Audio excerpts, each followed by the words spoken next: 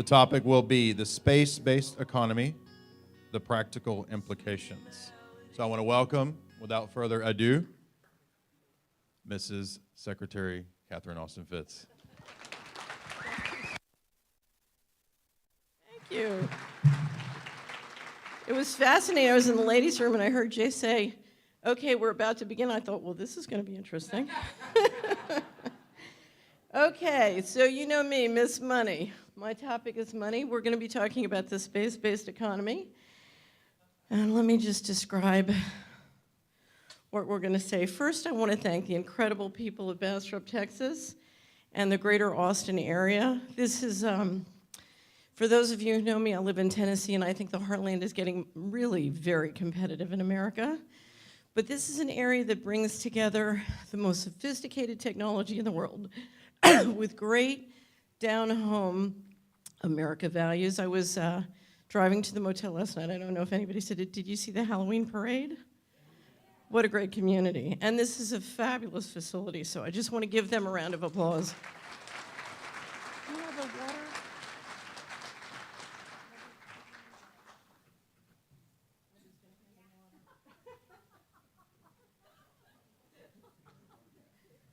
Oh, it's down there. Okay, so let's go over what we're going to talk about today. I came to this topic not because I was interested in space, but because I was looking for $4 trillion that had gone missing from the US government. And, you know, I had to follow it into space. I remember when I first got on Coast to Coast in 2005, I was following the money. And one of the things I said to them is, why does nobody want to talk about infrastructure and roads and bridges and how to make communities safe for children? And one of the things I discovered, and it was really the Coast to Coast audience that taught me, and people like Linda, who was on Coast to Coast, is so much of the power and control is coming at us from space. So we're gonna visit looking at the money. Then I want to talk about mapping the economics. I want to talk about what are the economics of space and how is it impacting our current economy, both the economic side of that and politics. Then we're going to talk a little bit about the low Earth orbit, which today is where 90% of the economics are. So when we talk about space, remember, we're not just talking about what's out there. We're talking about what's down here, but is transmitted and engineered and controlled from out there. Then I want to touch on law and space, some of the unanswered questions, and then I want to get back to practical implications to you. Okay, at the bottom, I'm going to reference sources at the Solari report, and I want to make sure you have access to it, so we're going to offer a 1-week complimentary access to everybody, both in the audience and who's coming in by stream. And the username is giftedsolari.com, and the password is ticket, okay?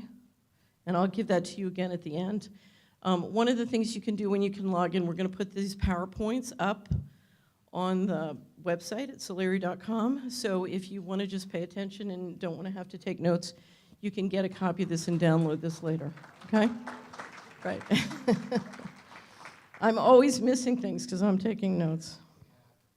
Okay, so let's dive in. Okay, so I'm really big on staying in a state of amusement as I try and deal with this topic. You know, I, for one, find it very frustrating to live on a planet that's still a mystery. So I try and stay in a state of amusement. We have a cartoonist at Solari, and I just want to show you a couple of our cartoons. It's a businessman with an attaché case, and he's saying, "Black ops, schmops, why should I sweat and care about what a bunch of UFO-chasing weirdos are doing 100 feet below the desert in Nevada?" And meantime, there's a hand coming through the wall, taking his wallet out. It says, "Cha-ching." And what I have to tell you is every household budget in the world, in the planet, is financing the things we're talking about, the breakaway civilization, whatever proportion is going in space and whatever is going underground. So you and I are financing this both with our taxes on the overt side and a lot more covertly. Okay, the OECD keeps track of what the overt government budgets are in the space area. Currently, last year we spent about $65 billion on official space programs. The largest by far was the United States. China and Russia are rising. United States is coming down a little bit. These are the figures for 2013. Okay, But, you know, you may think $65 billion is a lot of money, but compared to what's disappearing, it's not. Pentagon. So let's take a look. The day before 9/11, Secretary of Defense Donald Rumsfeld declared. Oh, and let me just say one thing before I go on. I showed this last year. This will be up on Solari.com. It's 7 minutes long, but it's very important that you get the enormity financially of what we're talking about. So I want to play it again this year. War, not on foreign terrorists. The adversary is closer to home. It's the Pentagon bureaucracy. He said money wasted by the military poses a serious threat. In fact, it could be said that it's a matter of life and death. Rumsfeld promised change, but the next day, the world changed. And in the rush to fund the war on terrorism, the war on waste seems to have been forgotten. My 03 budget calls for more than $48 billion in new defense spending. More money for the Pentagon when its own auditors admit the military cannot account for 25% of what it already spends. According to some estimates, we cannot track $2.3 trillion in transactions. 2.3 trillion with a T. That's $8,000 for every man, woman, and child in America. First question. My second question, Mr. Secretary, according to the Comptroller General of the United States, there are serious financial management problems at the Pentagon, to which Mr. Cooper alluded. Fiscal year 1999, 2.3 trillion missing. Fiscal year 2000, 1.1 trillion missing. And DOD is the #1 reason why the government can't balance its checkbook. The Pentagon has claimed year after year that the reason it can't account for the money is because its computers don't communicate with each other. My second question, Mr. Secretary, is who has the contracts today to make those systems communicate with each other? How long have they had those contracts? And how much have the taxpayers paid for them? Finally, Mr. Secretary, after the last hearing, I thought that my office was promised a written response to my question regarding the 4 war games on September 11th. I have not yet received that response, but would like for you to respond to the questions that I've put to you today, and then I do expect the written response to my previous question, hopefully by the end of the week. Question, please. The second question,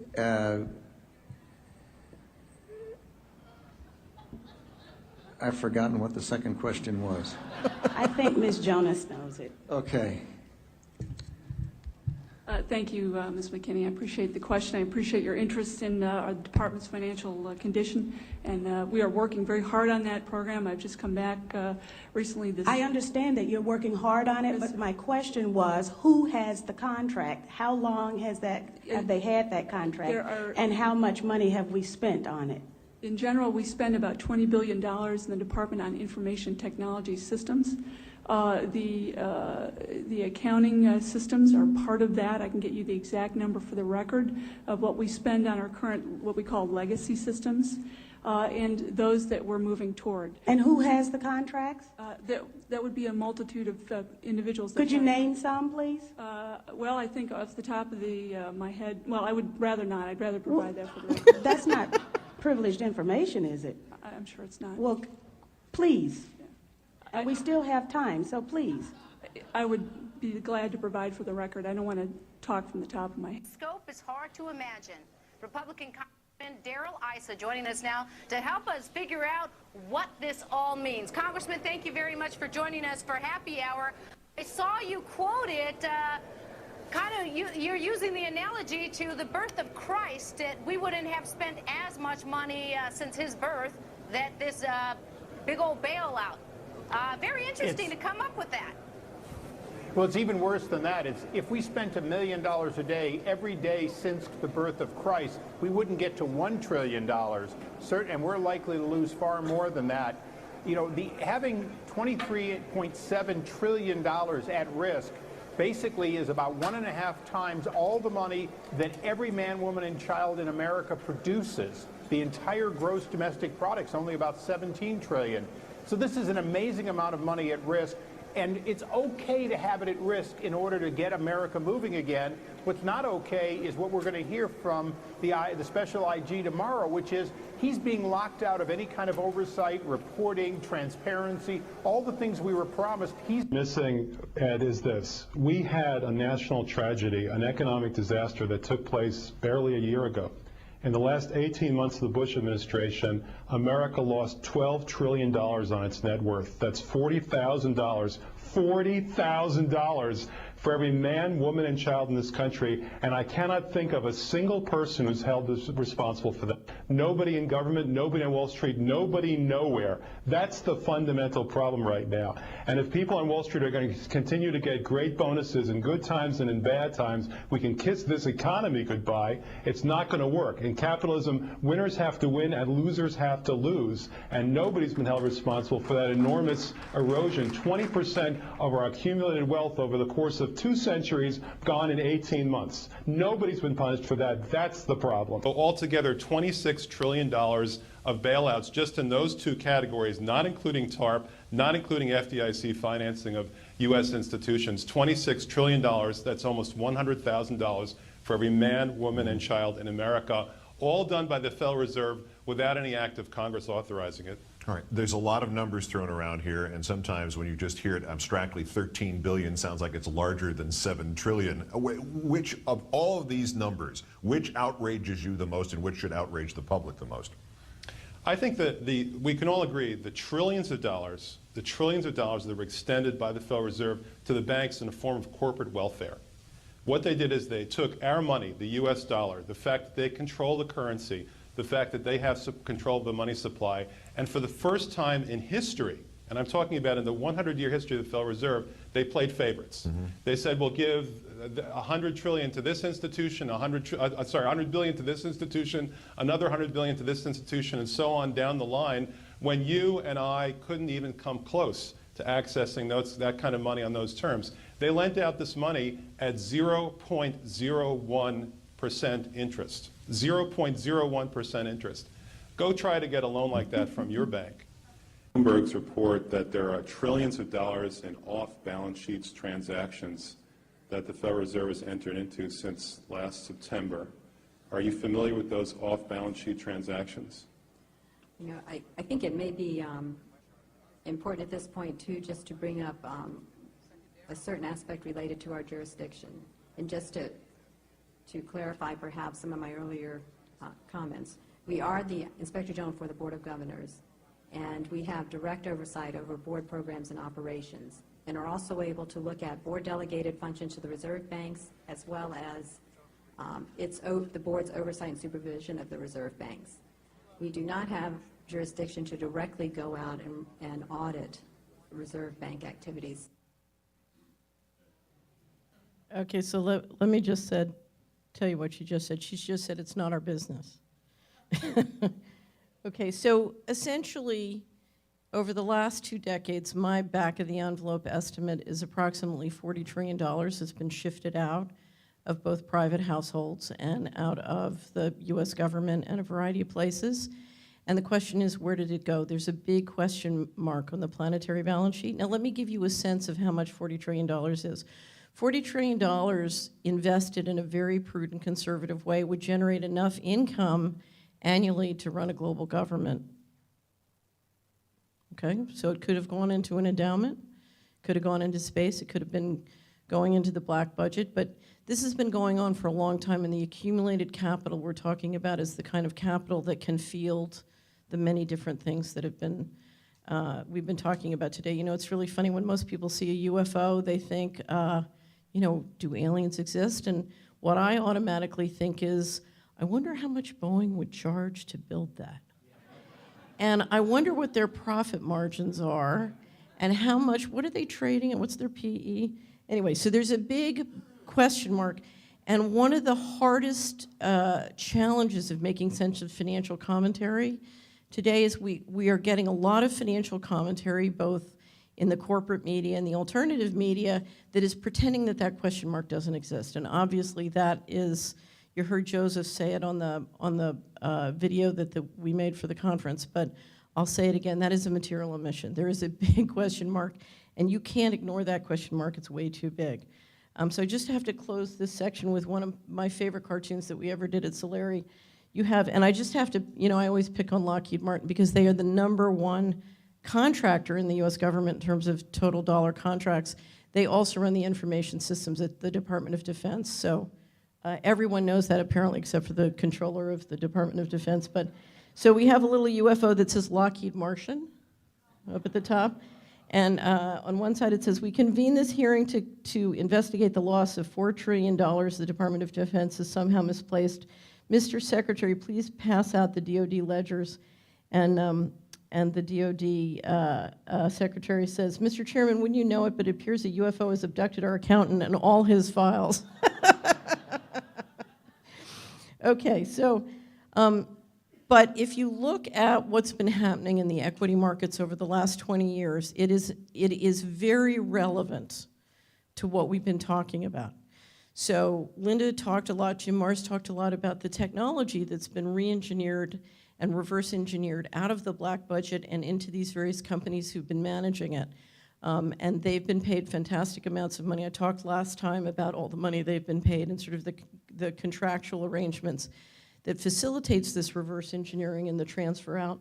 But you'll notice from this chart, I chart 3 things. The NASDAQ, which includes a lot of the tech company stocks, so it's a good indicator of the tech sector. Then the S&P 500 is the lowest line, and then Lockheed Martin stock. And what you can see is the NASDAQ is significantly outperforming the broad indicator of the general corporate economy in the US, the S&P, and Lockheed Martin is outperforming even that. Okay, and that's with defense contracts, and the defense budget getting steadily cut over the last couple of years. So you wonder, when I said that 40 trillion is enough to create an endowment to do lots of things after that defense budget gets cut, it makes you wonder. Okay. When, as you know, after the bailouts, there was great effort to pass lots of laws that would make it much tougher for chief financial officers not to be held accountable for what was going on inside the company. And right at that time, we popped out with a new waiver that the National Security Advisor can give. It's a waiver that will allow him to delegate to companies the ability to waive the compliance of SEC transparency rules. So now all these companies can do black budget projects, book the income, and just like Enron, it's a mystery where that income's really coming from. Okay, so I divide space up into 2 areas for purposes of discussing economics. The first is the low Earth orbit, and the low Earth orbit is about re-engineering, delivering, managing the flows related to resources primarily on Earth. Okay, and from an economic standpoint, right now, that's where 90% of the economic action is. The other area is space exploration, so that's beyond. And it's profoundly different economics between the low Earth orbit and space exploration. So let me just read you a quote from Warren Buffett's 2008 shareholder letter at Berkshire Hathaway. The worst sort of business is one that grows rapidly, requires significant capital to engender the growth, and then earns little or no money. Think airlines. Here, a durable competitive advantage has proven elusive ever since the days of the Wright brothers. Indeed, if a far-sighted capitalist had been president at Kitty Hawk, he would have done his successors a huge favor by shooting Orville down. Now, what is he saying? What he's saying is that the airline industry, as of 2008, the investors were net at a loss position for the entire history of the airline industry. And to a certain extent, that's because the economic power of flight came not from providing the flight necessarily, but from the intelligence and the strategic advantage you got from being able to fly faster than the other guy.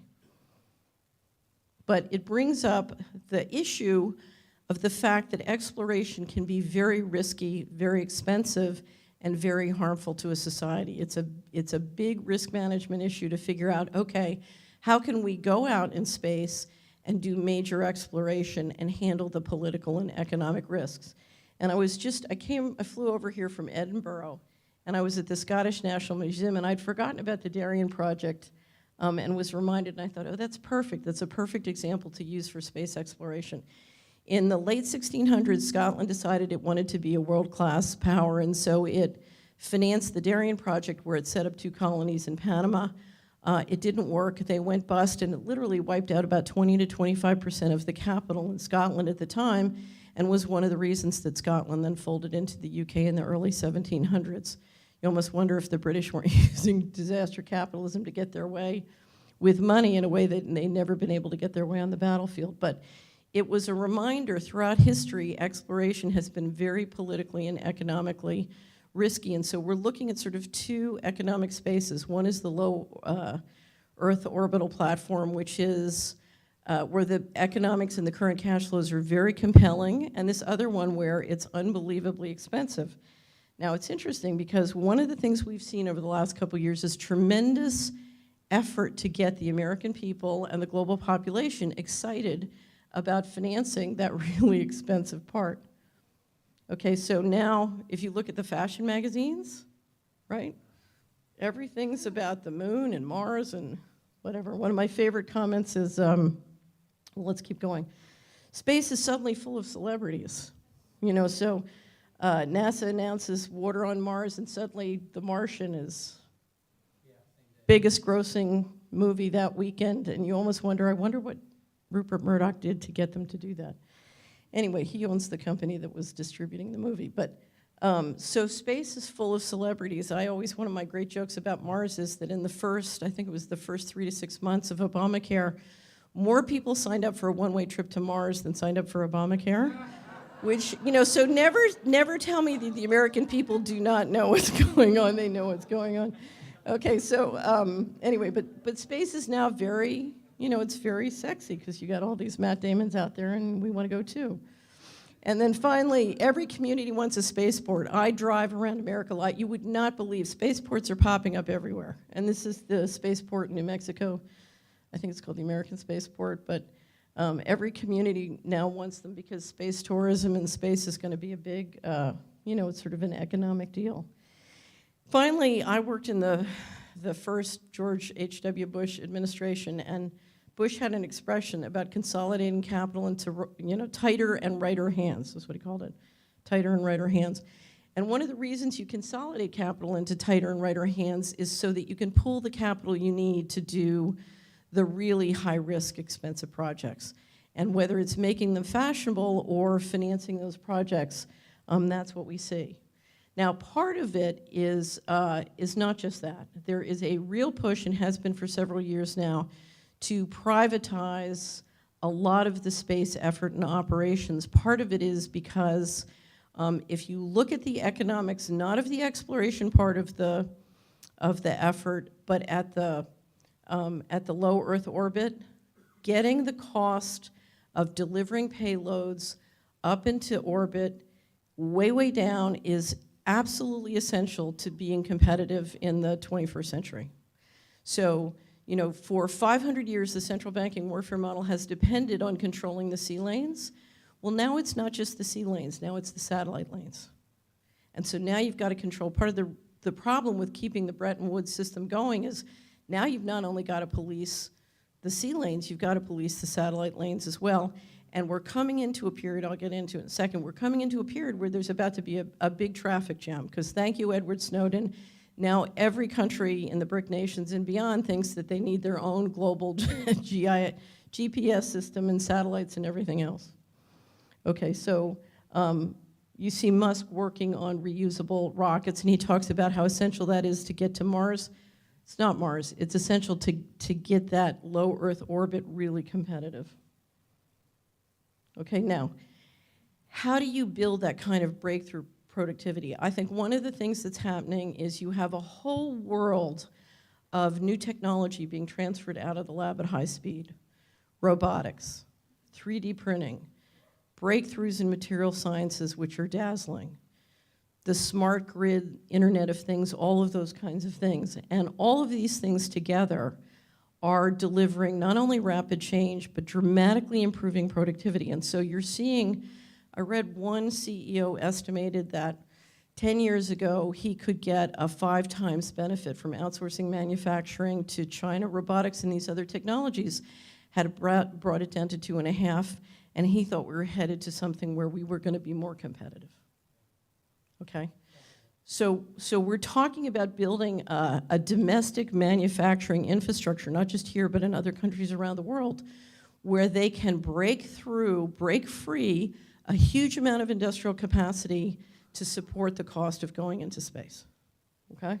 And one of the countries that has the most fantastic engineering talent and has talked a lot about this is Japan.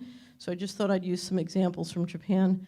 This was about, I think, 2 years ago in the Wall Street Journal. Japan's tech giants turned to outer space for growth, which means, you know, okay, we're about spend here, let's head on out. Okay, don't laugh. If we can get graphene down to a highly economic production, you in fact can build elevators into space, and it would be, if you could do that on an economic basis, it would be much cheaper to maintain things like the space station and other things going on in the low Earth orbit platform. And of course, the big question mark is energy.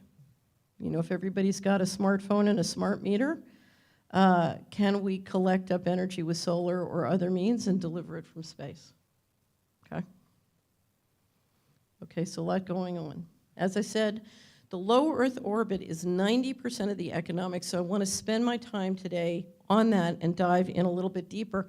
Did you ever notice that if you get on the internet and you start to Google on space, what do you find? You find lots of stuff on the moon and Mars. You very rarely is this ever made to be interesting or sexy. All the disinformation is focused beyond the low Earth orbit space, and I think that's one of the reasons they don't want you really paying attention to what's going on.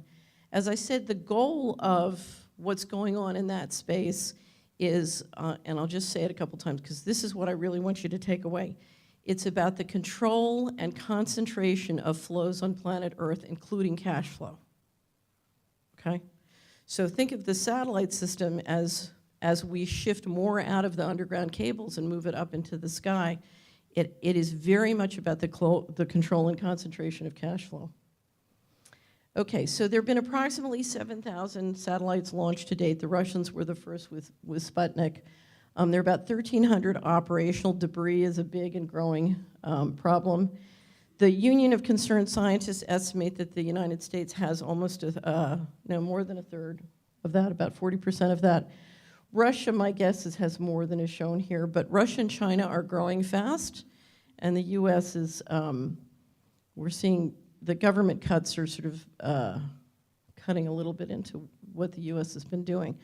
The global satellite industry revenues are about $200 billion, but again, same with airlines, that's not where the money is. The money is not in fielding and operating the satellites, the money is in the digital stuff going through the satellites.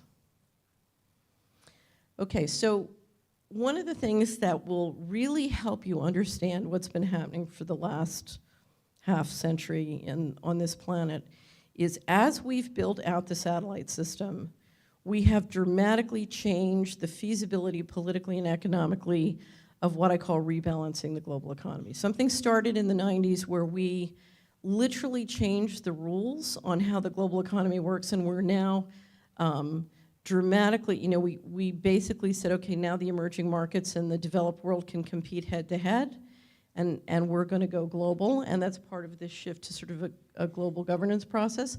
That was very much driven by what was possible in terms of the satellite system because it made it much more economic to enforce. So let me explain a little bit more about what I mean by that.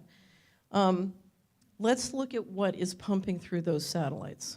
We've got communications, phones, data, internet, media. We've got financial systems, pricing, payment, clearance, and transactions for currencies, securities, assets. One of the most important things in the financial system is who can get the data from here to there the fastest. And split seconds, as you can tell from the program trading, make an enormous amount of difference in terms of money. And we're seeing slowly more and more shift into the satellites. So how much will be done by cable or on the ground versus satellites? It's not something I know. But I know that satellites are becoming more and more important to the financial system, particularly when it comes to bringing and getting deeply into the emerging market populations. GPS positioning and navigation is essential. weather astronomy and research, Earth observation and remote sensing, cloud and database storage, and of course weaponry is, to me, a very, very important one. You have surveillance, you have intelligence, you have coordination of man forces, but if you look at what the military is trying to build, they're trying to build a world where, for example, in the United States, you can pull back behind the Atlantic and Pacific Oceans, which have traditionally been a great protector of the nation, and you can project force with unmanned everything, right? Unmanned drone planes, unmanned drone ships, robotic armies, right? Okay, and that's all going to depend on satellites, either for operations or intelligence. Finally, one that I write a lot about and cover a lot at Solari because I think it's important is we are now dealing in a world not just of hard weapons, but soft weapons. And soft weapons increasingly are not just surveillance, but entrainment and electronic harassment. So literally mind control that's coming through all of these systems in a digital electronic form. And finally, big question mark, energy. Are we going to use these systems to collect energy from the sun? Are we going to use them to transmit or distribute energy? Okay, so in the, every year we have an annual wrap-up and then quarterly wrap-ups. In the 2010 wrap-up, I was trying to explain to people that the rebalancing of the global economy was very much a function of the technology that made it feasible. And I wrote, if you look at the competition for resources globally, the shift of investment eastward means that the military must enforce. Nobody puts money where they can't enforce. Let me say it again. Nobody puts money where they can't enforce. That means as the money moves globally, so must the military. It's simply the nature of the investment model. How is the military going to watch what's going on globally and enforce globally on an economic basis? That's the, I love Jay's presentation about the, what was it, Skynet? No, Skynet's the actual word, but the satellite system that he was describing in the James Bond movies. Okay, so we are rebalancing the global economy, and it's very easy to underestimate the power of the tsunami that has been unleashed. Right now, the per capita income in the United States is $52,000. In China, it's up to almost $10,000. In India, it's still, 2 years ago, it was still $4,000. Imagine a world where they're all $52,000, or they're all $100,000. I don't know, it could go many different ways. But that's a very, very different world than the one we're living in. And part of the tensions we're all dealing with is the competition as we now compete directly, globally, and our opportunities are direct and global. So it's a very big switch. For that rebalancing to happen, if you're Russia, if you're India, if you're China, and you want to be at the 52,000, then you need to have a global GPS system. You need to have a lot more satellites than you do. And remember when I said I think there's a traffic jam coming in low Earth orbit? Some people say there's a traffic jam now. We certainly have a debris problem. We have, if you look at the number of countries who are adding on space programs and starting to increase their space budget, everybody's realizing, oh, you know, do I want to depend on the United States for my clearance systems and my payment systems, or do I need to get some satellites up there and do it myself? You know, think of it this way. You know, sometimes I think that the satellite industry financed Edward Snowden. They said, oh, well, how can we get a pickup in demand? But he certainly helped them do it. Okay. Part of this is global internet users. In 1995, less than 1% of the global population was on the internet. As of 2005, 1 billion was on the internet. 2010, 2 billion were on the internet. 2014, 3 billion. Several days ago, it was estimated $3.234 billion. Sorry, think money. 3.234 billion people on the internet. One of my favorite essays, in fact, he comes from Texas. Michael Ventura once wrote, and he said, we're standing in the storm of our own being, because now we have 3.2 billion people who can talk to each other directly. What we're trying to figure out is how we can do that in a way that's energizing for all of us. Okay, but that's a huge explosion, and it's very, recent. Okay, and a lot of it comes to the fact that we've dramatically brought down the cost of a smartphone, and you're getting smartphone adoption, and so most of the access is through pads or phones, no longer through computers. Okay, now, what does that mean? Why is this important? One of the most important drivers of economics in space and in the low Earth orbit is what?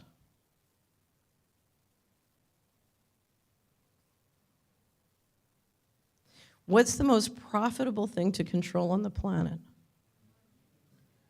Fiat currency, okay? One of the quotes I always use is, my quote is, Mr. Global doesn't care whether we call it dollars or wampum beads as long as it's digital.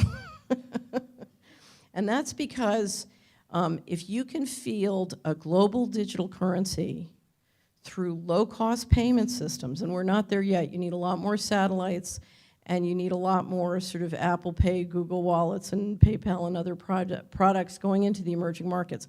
If you look at our transaction costs in the Western and the developed world, there's no way the emerging and frontier markets can fund or bear that level of transaction costs. So one of the things they're trying to do is dramatically drive the transaction costs down to zero. And that requires satellites, and that requires digital systems and payment systems beyond what we have now. But this is, you know, if I was to look at the low Earth orbit and I would say, what is the biggest game going up there other than military? It's driving towards a fiat currency, and what's going to happen in terms of the design of the digital payment systems. Okay, we've all heard a lot about how much debt we have. Debt's exploded over the last 20 years. Coming into the bailouts, the developed world was very in debt, and then during the bailout period, we levered up the developing world. And so now you have about 40 countries that have more than 100% GDP in terms of debt, and that's considered sort of a tipping point. And you know, I have many financial commentators who always say, oh, it's the end of the world, it's never going to work, you know, this is terrible. Well, here's the reality.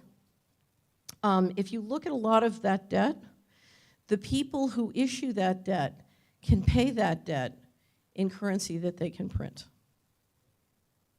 Okay, so one of Alan Greenspan's great quotes of the American government can't default. It prints the currency. Okay, because we can't default. We can just, if I can print the money off of my computer that pays my credit card's debts, then I can run my credit card debts up all day long because I can just print the money off of my computer. Okay, so one of the biggest issues is who can issue debt and who can get another country to accept their currency. And what you discover, a lot of it depends on what their military capacity is, and now their military capacity depends on what they have floating around in space. It's very interesting. If you look at the Chinese latest white paper on their military strategy for the next 5 years, what do they talk about? They talk about building a global GPS satellite system. Why? Because they want their currency to be adopted, and they want to build payment systems that go global. And part of it is you want your fiat currency to go global so you can afford the military expenditures you need to keep the currency going. It's all in the central banking warfare model. Okay, which leads us to another one of the most powerful and important uses of this low Earth orbit, and that's what I call, or Glenn Greenwald called, the one-way mirror. Does everybody know that expression? They can see you, but you can't see them. We are now building a surveillance platform which is so invasive and extraordinary. It's unbelievable. I went through a process in the 90s where I litigated with the federal government. I think a lot of you know about that, but one of the things I discovered was the extraordinary power of their invasive surveillance system. I got quite an education. Several of the Solari reports that I absolutely encourage you to access, you can access them in audio form or download the transcripts. One is by Dr. Nafiz Ahmed, wonderful investigative journalist, called The CIA, NSA, and Google, on the history of the development of Google. A second is an interview I did with Adam Trombley, Entrainment, Subliminal Programming, and Financial Manipulation.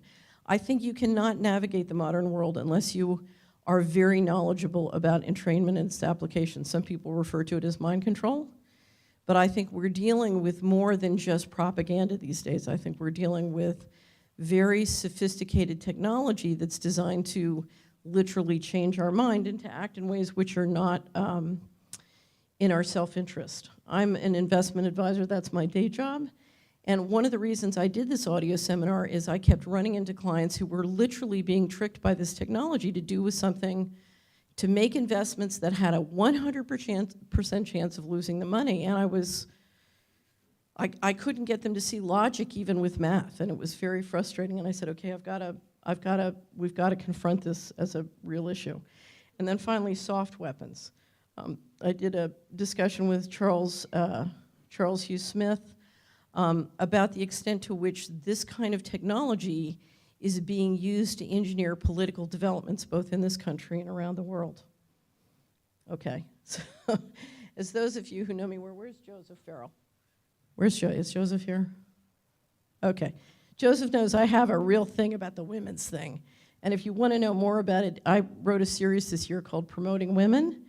There is an incredible effort by the leadership of the United States to promote women. It's part of why they're running Clinton for president on the Democratic side. And for a long time, I was trying to figure out, what is this about? What is this about? There's a great interview from a guy from US Trust the other day in Business Intelligence, and I said, oh, that's what it's about. What he was saying was, the global female population has a GNP which is bigger than China. Okay?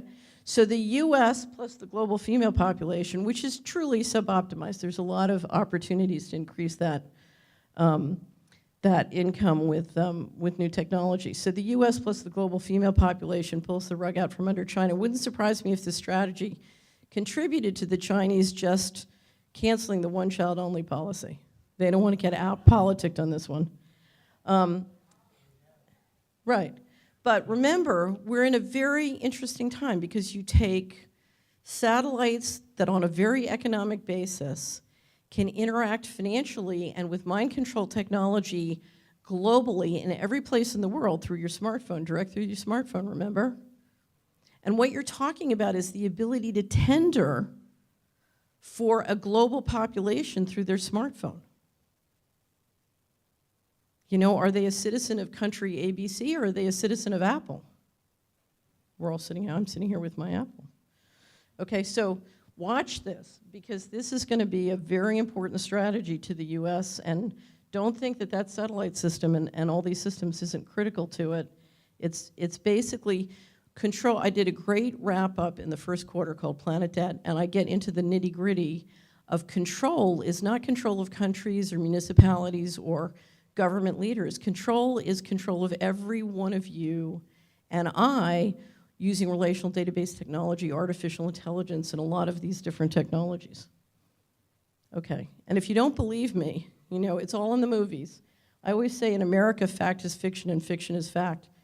Get a load, who here has seen Kingsman? Raise your hand if you've seen Kingsman, okay.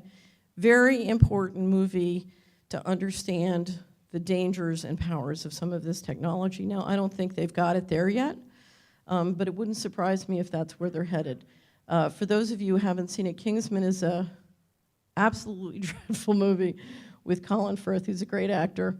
And this is a scene where through some smartphones within a Pentecostal church in the southern United States, they get 200 people to basically in the middle of the service stand up and kill each other.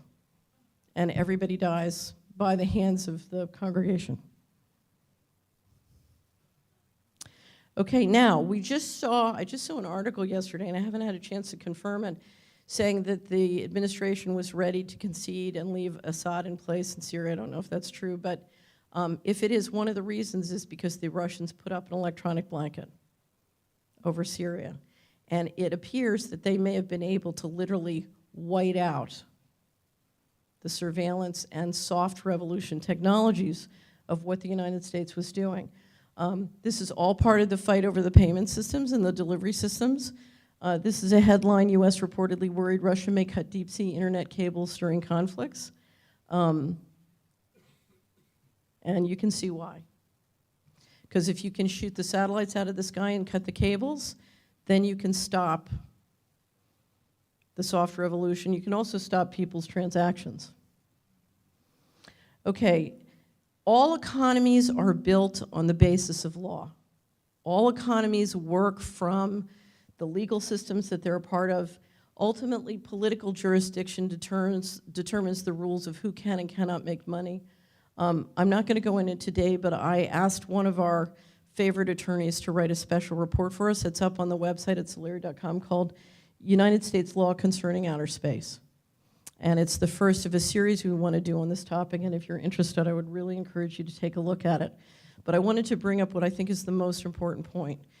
The Treaty of Westphalia, also referred to as the Peace of Westphalia, was the political agreement that occurred in 1648, which some historians say was the end of the medieval period.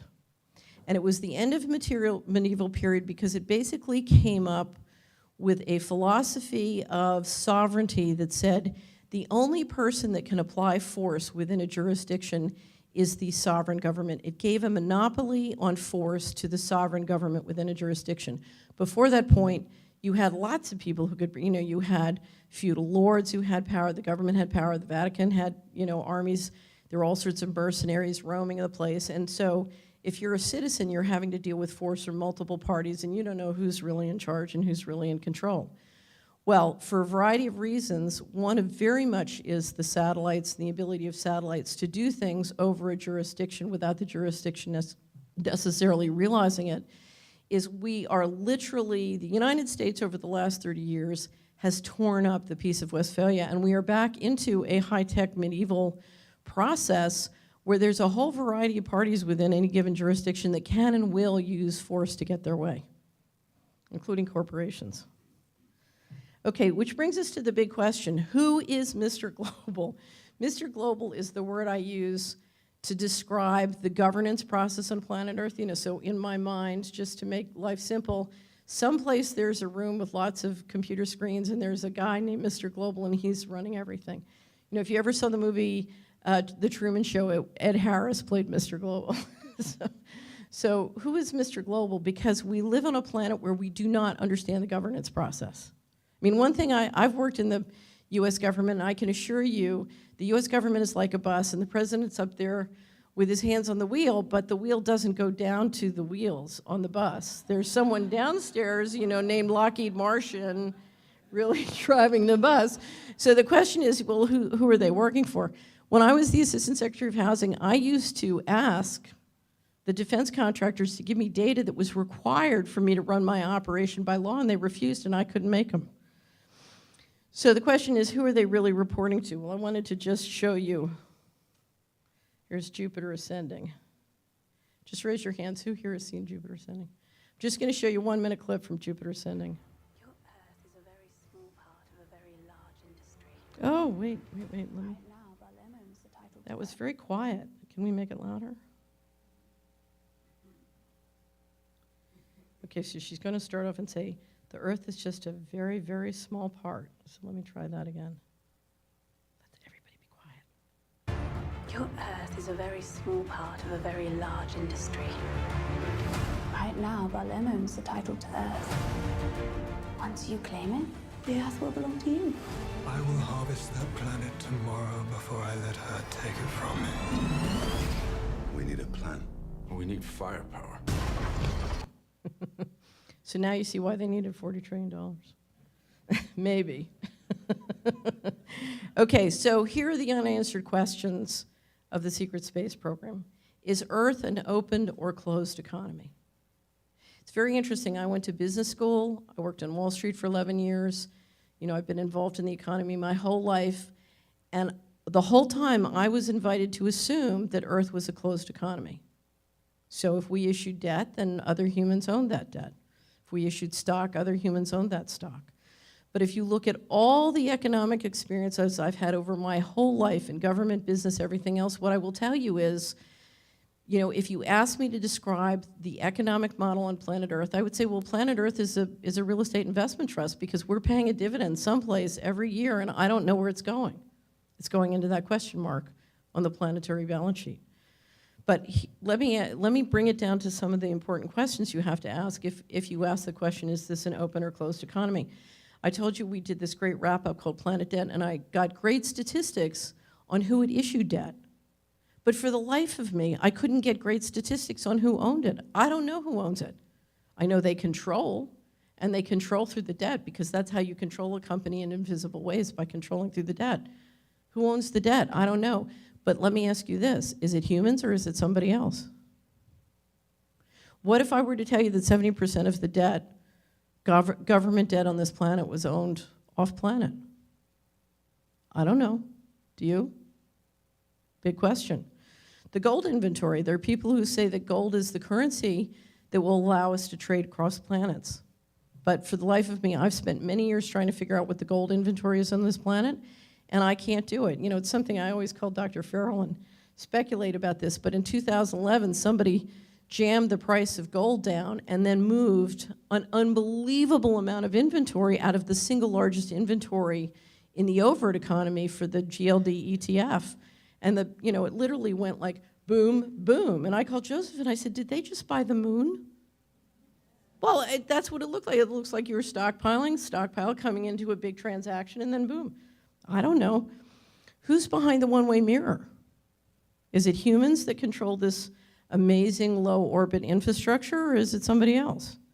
Who controls the smart grid? That's scary. Black budgets, dark pools, hidden system of finance.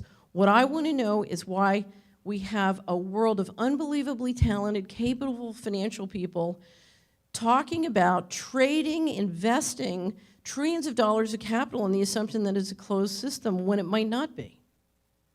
That's really scary. Digital currencies, who's going to control? Now, if it's a closed economy, you may talk me into believing that Bitcoin really might not be hackable. If it's an open economy, there's no way you're going to talk me into that, given what we've seen here. Okay? Another very important question is, what are the economic costs of disinformation? Because I have to tell you, I have a thing called shadow work, and if you're interested, go read the article at Solari.com after you log in on shadow work. But I will tell you, every person in this audience is struggling with a hidden system of taxation called fraud that's really a way of financing a lot of this stuff. But you're also struggling with a very different, here's the official reality, and here's reality. And we've got to drive around, and if we really pretend that the official reality is true, then it's going to be bumper cars. We're going to keep making mistakes and knocking into things, on and on and on. And I know whether it's the hidden fraud taxation, credit card fraud, identity theft, on, whether it's the hidden taxation from fraud or the shadow work, every person in this room is buried with the costs of that, okay? Which gets me to the last question, practical implications to you. Now, as you know, if you've ever been on Solari, I could talk about this for a week. So I don't have a week, but I want to tell you a story. I did a wonderful interview with Dr. William Tiller, who's used to be head of material sciences at Stanford. And I'm very interested in community prayer, and I was doing the pre-interview, and I said to him, Dr. Tiller, I'm very interested in community prayer. He had done tests and experiments where he had proven that human intention can change material reality, including at great distance. So Linda and Jim talked about remote viewing and sort of what people can see. He's literally saying not only can you remote view, but you can shift the building. So I said to him, Dr. Tiller, what do you think of community prayer? And he said, oh, well, you have to be really careful, because if the people doing the praying are coherent, it can help. But if they're incoherent, it can make things worse. And I said, it was a big wake-up call to me. I said, oh, what I need to be is to be more coherent. My contribution to the world can be more coherent in myself. And so whatever you do, every person is different, every situation is different, every family is different, so you're unique. But what is most important, I think, is whatever you choose to do, it's very, very important that you do it in a way that increases your personal coherence, okay? Number two, we're all going to have to navigate a world where the official reality is different than reality for many different reasons. And you know, the reality is some of us want to enjoy our lives, and some of us just want to understand where we are. You know, I think most of the people who are here today are here because they want to understand. But not everybody does. They just want to enjoy. So we have to find ways of navigating which help us avoid the hidden taxation, avoid the shadow work, but we can have an energizing life living and working with people who just want to enjoy their life and don't really want to know. The one of the things that is the most important to me is I spend a great deal of time battling with people who have become victims of what I call fear porn. The economy is going to collapse, the economy is going to collapse, the economy is going to collapse.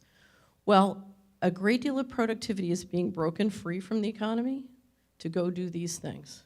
And we're seeing very dramatic shifts that can be very scary, and certainly certain parts of the economy are collapsing or they're being collapsed.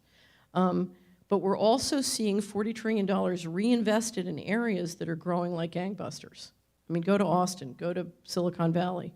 It's growing like gangbusters.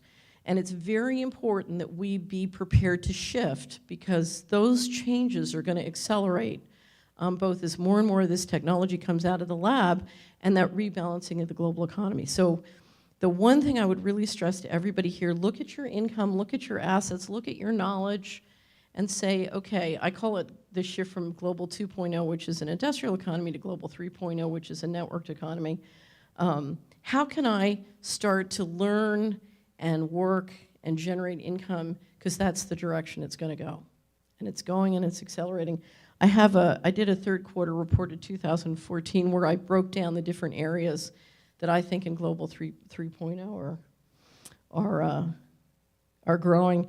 There's a wonderful, wonderful friend and ally here and who brought one of their family members who just graduated from school. I said, oh, what was your degree in? And he said, engineering. I said, perfect.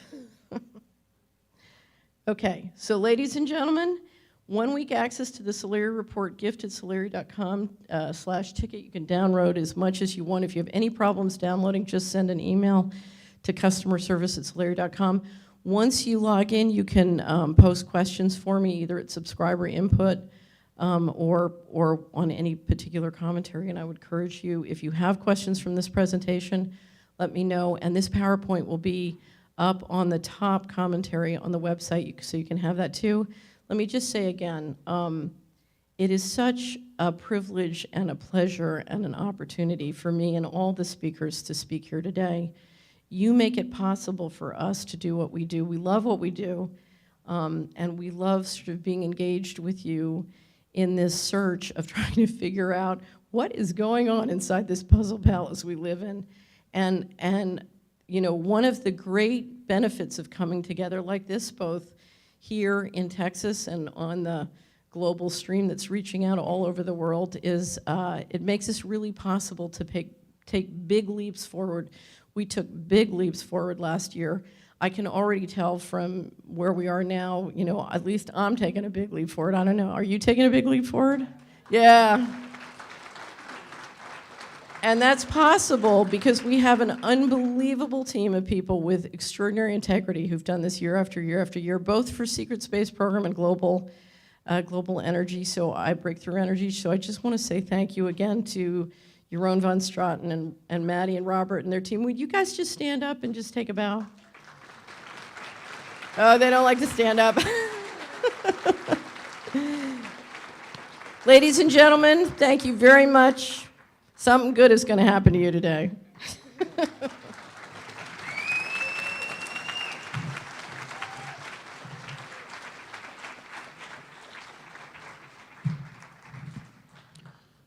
All right, that was great. One more time.